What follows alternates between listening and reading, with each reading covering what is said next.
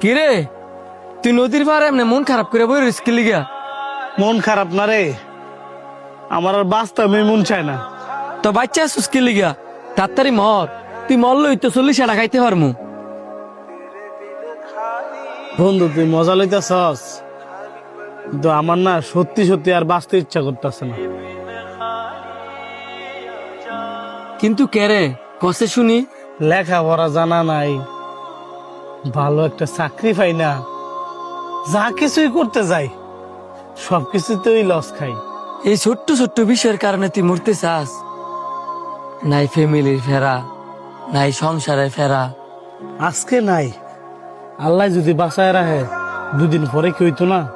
এমন হইতো আজকে তোর নাই, 2 দিন পরে কি আল্লাহ তোর দিত না? এই জন্য তুই ভাঙ্গে পড়বি।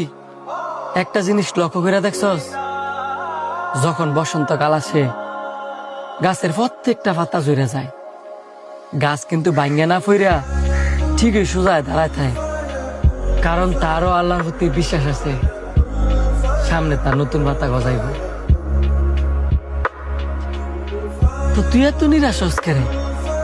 আল্লাহ যে তোর থেকে ছোট্ট ছোট্ট জিনিসগুলা যে কাইরা নিতেছে, সামনে নিশ্চয়ই আল্লাহ তোর জন্য বড় কিছু রাখছে।